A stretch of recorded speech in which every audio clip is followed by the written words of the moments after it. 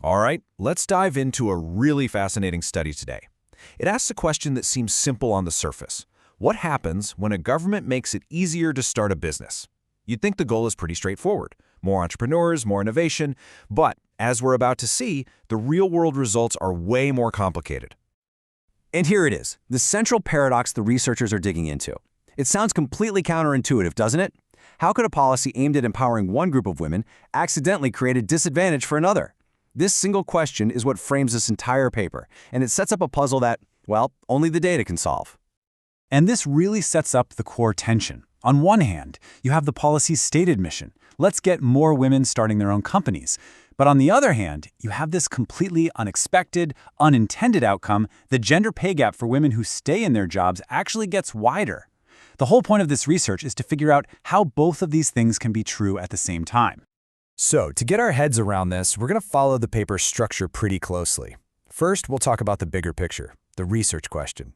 Then we'll break down the theory, both the good intended effects and the not-so-good unintended ones.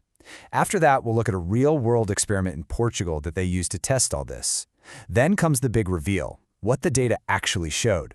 And finally, we'll wrap up with the lessons this holds for policymakers and businesses alike.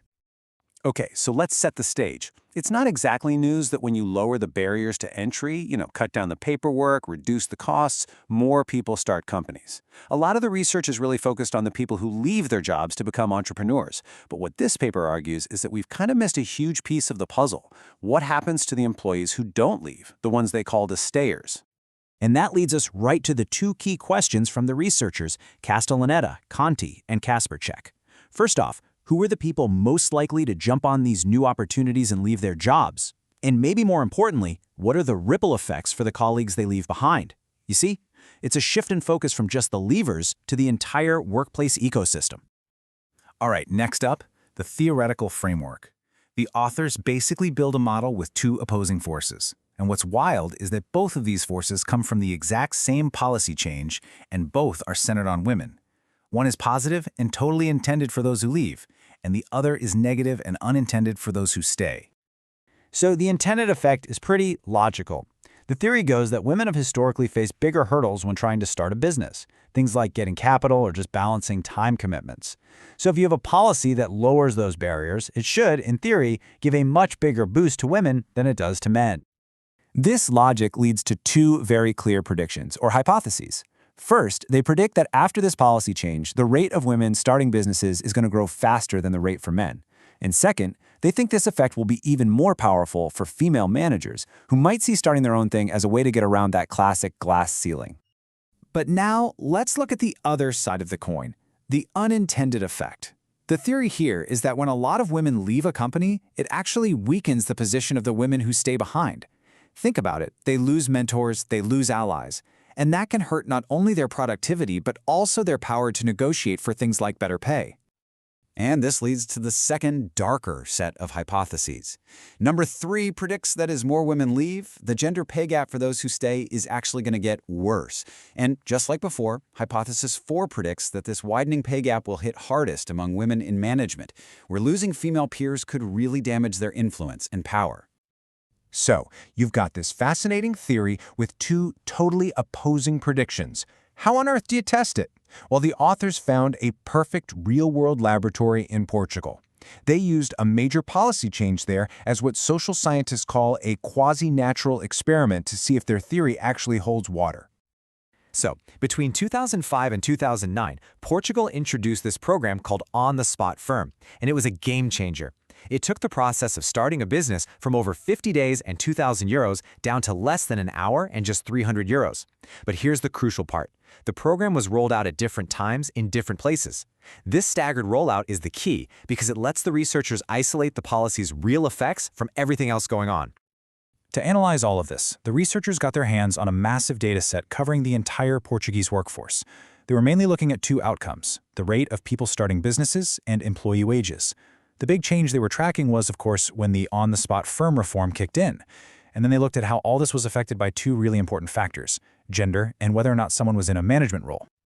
Okay, this brings us to the moment of truth, the results. After all the theory and the clever experimental setup, what did the huge data set from Portugal actually say? Did the evidence really support this idea of a double-edged sword? The first major finding is crystal clear. The policy that was supposed to encourage entrepreneurship, well, it did exactly that.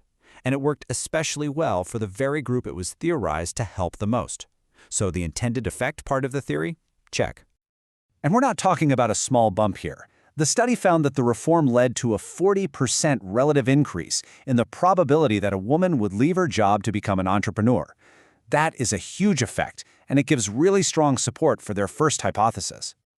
But here's the twist. While the policy was a big win on one front, the data also uncovered a much darker, unintended consequence, just like the theory predicted. The benefits for the women who left seemed to come at a cost for the women who stayed. For the women who stayed in their jobs, the gender pay gap widened by a relative 5% after the reform was put in place. This finding provides clear support for Hypothesis 3, confirming that unintended effect they were worried about. And these effects weren't spread out evenly. When they zoomed in, the data showed that women in management were the most impacted group by far. They were way more likely to leave to start a business, but the ones who stayed saw the biggest drop in their pay compared to their male peers. This supports both Hypothesis 2 and 4, showing this whole paradox was most extreme at the top of the corporate ladder. So, after all that, what are the big takeaways? I mean, what does this mean for the real world? Well, these findings have some pretty profound implications for how we should think about designing policies, and even how we manage people inside companies. It's a classic, textbook case of unintended consequences. This quote from the authors really just nails it. It perfectly captures their main point. Policies are not these simple, monolithic things. They can create winners and losers inside the very same group they're trying to help. And that kind of nuanced view is a huge step forward in understanding the true impact of these big institutional changes. Now, to their credit, the authors are very clear about the study's limitations. While the data strongly suggests that a loss of bargaining power or productivity is the reason for the widening pay gap, they say we need more research with more detailed company-level data to really prove it. And they also raise a really tough question. Do the benefits of having more female founders outweigh the costs of a bigger pay gap for female employees? That is still very much an open debate. And that leaves us with this final, critical question. This study proves that just lowering barriers isn't enough. The real challenge for policymakers and business leaders is to create holistic solutions, policies that don't just open doors for some, but also make sure that in the process they aren't weakening the floor for everybody else. A true success would be to get that intended goal without the unintended result.